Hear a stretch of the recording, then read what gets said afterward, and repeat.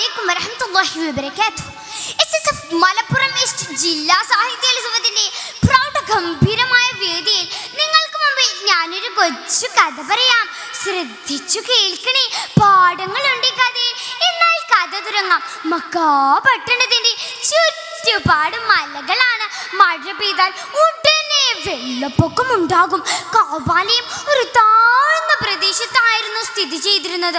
അതുകൊണ്ട് തന്നെ മഴ പെയ്ത വെള്ളപ്പൊക്കം ഉണ്ടായാൽ നമ്മുടെ കാബാലയം വെള്ളത്തിലാകും.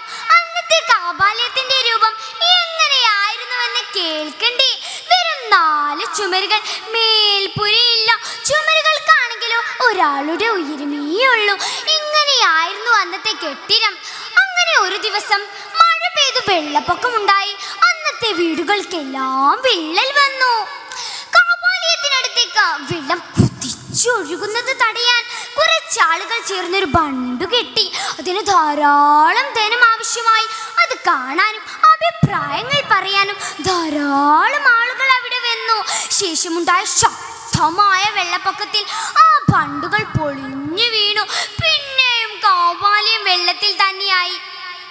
അങ്ങനെ കാബാലയം പുതുക്കി പണിയാൻ ഖുറൈശികൾ തീരുമാനിച്ചു.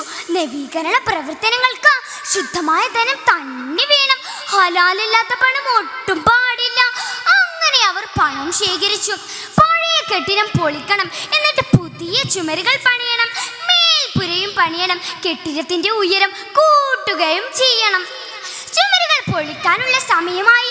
ഖുറൈശി ഗോത്രത്തിലെ എല്ലാ തറവാട്ടുകാരും ഈ പുണ്യകർമ്മത്തിൽ പങ്കെടുത്തു.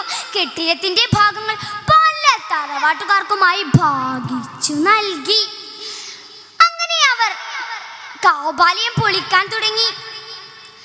ചുമരുകൾ ഉയർന്നു വന്നു. ഹജറുൽ അസ്വദ് എത്തി. ആരാണ് ഹജറുൽ അസ്വദ് വെക്കുക? അതിനുള്ള അവകാശം ആർക്കാണ്? തറവാട്ടുകാർ തമ്മിൽ തർക്കമായി.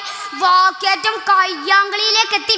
ഒരു രക്തച്ചൊരിച്ചിലിന്റെ വക്കോളം എത്തി. ഈ അവസ്ഥ കണ്ട് പലരും ദുഃഖിച്ചു. എങ്ങനെയായാലും ഹജറുൽ അസ്വദ് വെക്കുന്നതിന്റെ പേരിൽ ഒരു തർക്കം പാടില്ല. പിന്നെ എങ്ങനെ? ആ സമയത്ത് ഒരു വൃദ്ധൻ മുന്നോട്ട് വന്നു.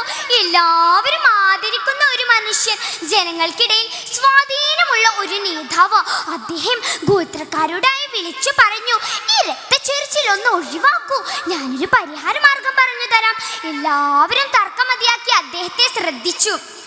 മസ്ജിദുൽ ഹറമിലേക്ക് ആദ്യമായി ആരാണോ കടന്നു വരുന്നത് അദ്ദേഹത്തെ തന്നെ നമുക്ക് വിധികർത്താവായി നിയോഗിക്കാം. നല്ല തീരുമാനം. എല്ലാവരും അത് അംഗീകരിച്ചു. ശേഷം അവർ കാത്തിരുന്നു. കാത്തിരിപ്പിനൊടുവിൽ അതാ വരുന്നു നമ്മുടെ പ്രവാചകൻ മുഹമ്മദ് മുസ്തഫ സല്ലല്ലാഹു അലൈഹി വസല്ലമ. എല്ലാവരുടെയും വിശ്വസ്തനായ അൽ അമീൻ. എല്ലാവർക്കും സന്തോഷമായി പ്രശ്നം അവതരിപ്പിച്ചു. പെട്ടെന്ന് അല്ലാഹു തആല നബി സല്ലല്ലാഹു അലൈഹി വസല്ലമയുടെ മനസ്സിൽ ഒരാശയം തോന്നിപ്പിച്ചു. നബി സല്ലല്ലാഹു അലൈഹി വസല്ലമ തന്റെ വിരിപ്പെടുത്ത നിലത്ത് വിരിച്ച് നടുക്ക് തന്നെ ഹജറുൽ അസ്വദ് വെച്ച് എല്ലാ ഗോത്രക്കാരുടെയും നേതാക്കളെ വിളിച്ച് പിടിച്ചുയർത്താൻ പറഞ്ഞു. എല്ലാവരും പിടിച്ചുയർത്തി കൃത്യസ്ഥലത്തെത്തിയപ്പോൾ നബി സല്ലല്ലാഹു അലൈഹി വസല്ലമ ഹജറുൽ അസ്വദ് അങ്ങ് നീക്കി വെച്ചു.